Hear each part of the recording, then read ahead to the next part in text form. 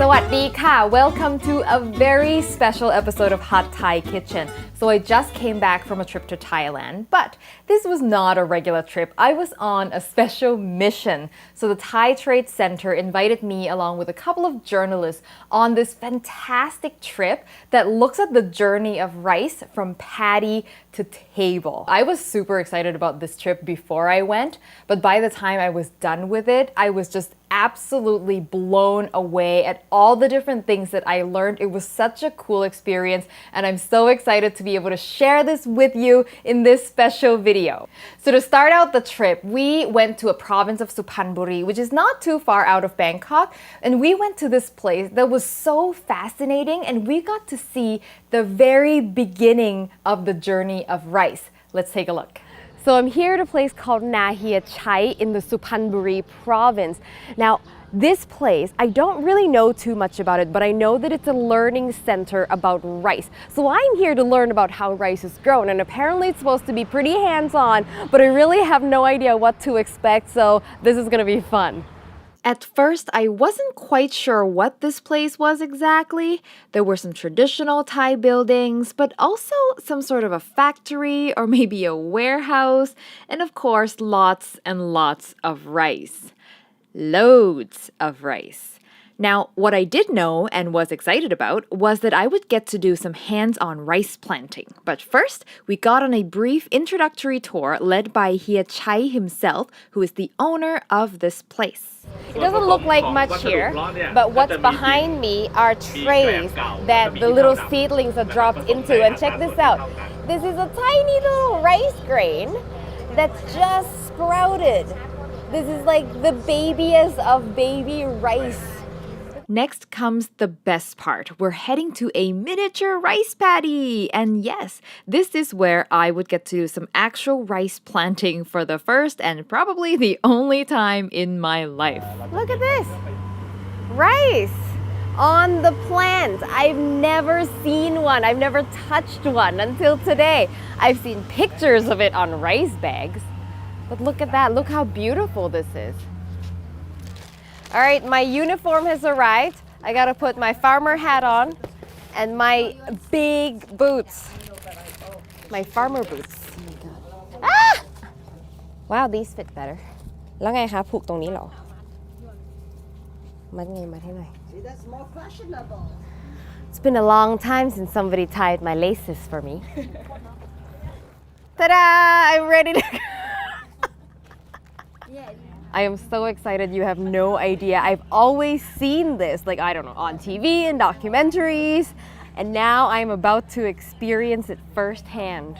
เอาพี่ไปเท้าเปล่าเหรอ คือมันจะง่ายกว่า อ๋อ ปกติมันจะต้องรองเท้าเปล่า ฮะจริงเหรอ ใช่ชาวนา Oh, so apparently they do it bare feet. I'm just a princess. So these are the rice seedlings that have been grown separately, and now that they've grown to the right age, they get planted into this muddy paddy here. What? Look, So that mud was a lot deeper than I thought, and really hard to walk in those boots. No wonder farmers actually go bare feet. The planting itself was pretty straightforward.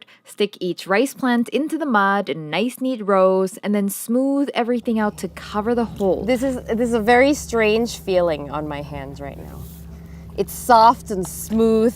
If any of you have ever put like mud mask on your face, that's kind of like this. I am never throwing away a single grain of rice ever again. Ta-da! I grew rice, ladies and gentlemen. I really need a round of applause for all of this. Oh my gosh, was that an experience? That was so much fun. And it's a lot of work, but people used to do this for a living all day, day in, day out. I mean, nowadays they have trucks and things that do this for you in neat rows. Man, that's a mess. But back in the day, this is what people did, 8 hours a day just to grow rice. This is how you really appreciate your food. After that, we headed to this beautiful carpet-like vast field of baby rice plants. And turns out this is actually Hia Chai's main business. โอ้โห Look at this. It's literally a carpet of rice. So this is the seedling, and now they have a machine, like a big tractor, that separates all of these into tiny little bunches, and then they place those little bunches in the patties. So basically what I was doing with my hands, now they have a machine to do all of that. Look, the watering machines here. So what they do here is they actually grow the seedlings for various farmers. So they will sell ขายอันนี้คือขายให้ชาวนาป่ะคะใช่ป่ะ So they'll sell these seedlings for all the farmers in this form, and they just roll it up like carpet and transport it. But the highlight for me were these adorable buffaloes. Hiachai actually keeps them here to represent pre-tractor times when buffaloes were used to plow rice paddies. This is the female. Her name is Wan. So all this was good and fun, but it still left me a little confused as to what this place actually is. It's a learning center, it's a bit of a museum, it's also a rice nursery. So I chatted with Hiachai to find out what is the story behind this place. So he explained to me that back in the day, he just sold seedlings. He developed different rice varieties and he sold them to farmers. But as he became more and more successful, he started to realize that there was a lot of knowledge that he collected. A lot of farming techniques, just know-hows in general about rice farming, but there was nowhere to spread that knowledge and to pass it on to other farmers. So he wanted to start a learning center to serve that need. Today, Hiachai opens it up to the public and also accepts field trips because he recognizes that knowledge about rice is so core to the Thai way of life, since rice really is the lifeblood of Thai people. Now, in Thailand, we have a saying that rice farmers are the backbone of our country, and it is absolutely true. I mean, especially before the age of machinery. I mean, that's how hard they had to work all day to get rice on our table, and we eat a lot of rice. I mean, it is our number one sustenance, so definitely have a newfound appreciation for their hard work. So from the farm, the rice gets dried and then milled. So that part we didn't get to see because apparently it only happens during certain times of year. But we got to see what I think is a really interesting part of this whole process. So our next stop is a rice processing plant. See, I always thought that rice just gets milled, bagged, and off it goes to the store, but apparently not, because I am standing here at a processing plant where they deal with the rice between the milling and the bagging process. I have no idea what happens here, so let's go find out together. This plant is called Siam Grains, and it's located in the suburb of Bangkok. We were first introduced to the manager and our guide, Mr. Gittipan. We started with an introductory video, and then Mr. Gittipan pointed out that just outside our window are the trucks full of rice that have just arrived from the mill. And the first thing they do is they poke each bag of rice with this massive needle that sucks up a sample of rice into the plant for quality control. This right here is the first step of quality control. So the rice just got vacuumed. That's where they all ended up. So they're looking for, first of all, moisture content. If the moisture content is above 14%, they reject it and they send it back, because if it's too moist, it'll actually get mold on it. And the second thing is they sort of just, as you can see, rice all over the table. They sort of scatter the rice on the table and just take a look at its overall appearance. Does it look good? Does it look like nice, healthy rice? And the third thing is they look for yellow grains. So there are usually a few yellow grains, which he said is usually rice that's too old or whatever. I'm not entirely sure, but it's rices they do not want. And if they look and they see that this lot has far too many yellow grains, they reject the whole lot. There's a lot of different tiny little details that go into this quality control process. After the rice gets through that preliminary sorting process, half of it goes up to the lab for things that requires lab for further QC. And the other half is really interesting, gets cooked in these cute little rice cookers behind me. I love it. And they cook every single batch of rice to make sure that it's up to standard. This is the lab I was talking about. Here, the rice goes through a much more rigorous testing of moisture content, of the whiteness of the rice, and also of purity, which basically looks at how much of this jasmine rice is actually not jasmine rice. Turns out that some contamination of other white rice is inevitable, but if it's not at least 92% jasmine, they reject the lot. So we're gonna now go in and take a closer look at the processing, but I'm looking at this pile of rice here and I recognize that I can get that at my local supermarket.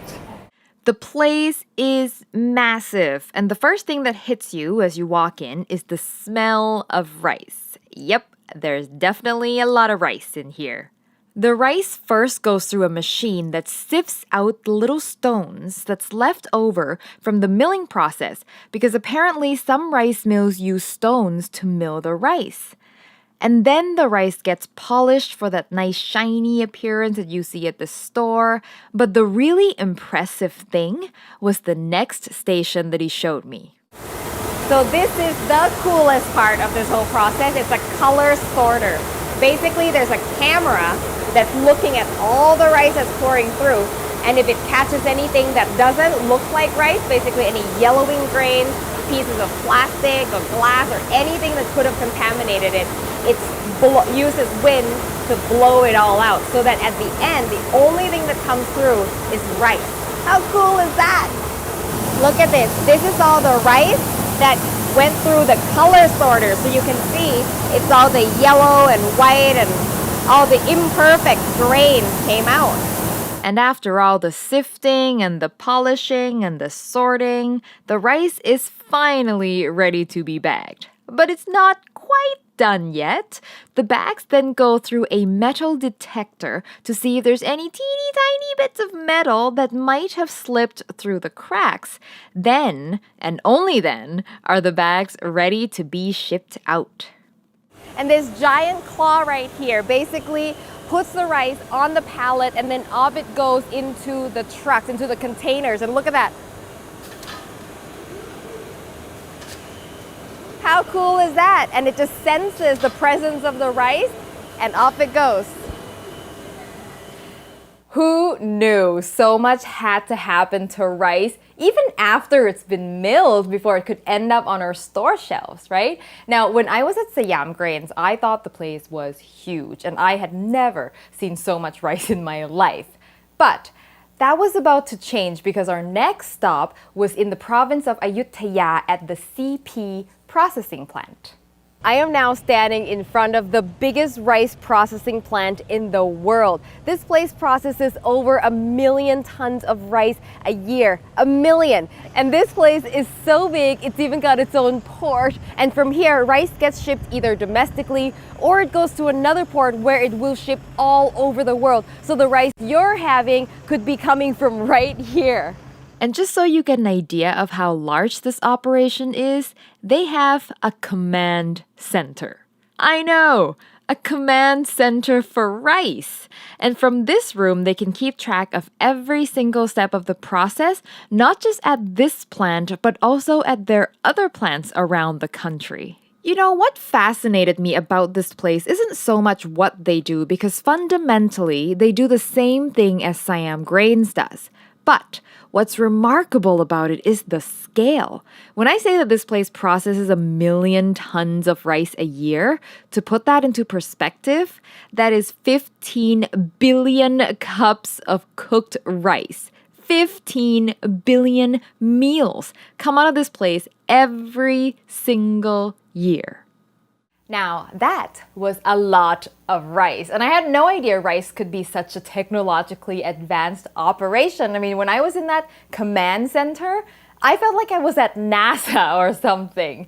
And you know, when all was said and done, when we concluded the trip, the thing that was going through my mind at the time was that I have cooked thousands of batches of rice in my life, easy. And it had never occurred to me that the reason why there's not even a tiny little rock, a tiny bit of hay, no dirt, no nothing, and the reason why it's so white and fluffy every single time Like that doesn't happen naturally or easily for that matter. I mean, it takes a lot of work and attention to detail from people like Hia Chai who develops a good variety, and then from people at the processing plant who clearly take no shortcut to make sure the rice is absolutely perfect. So I hope you enjoyed this trip and learned from it as much as I did. Definitely let me know your thoughts in the comments below. And if you haven't subscribed to the show, please do so you never miss an episode. And I will see you next time. สวัสดีค่ะ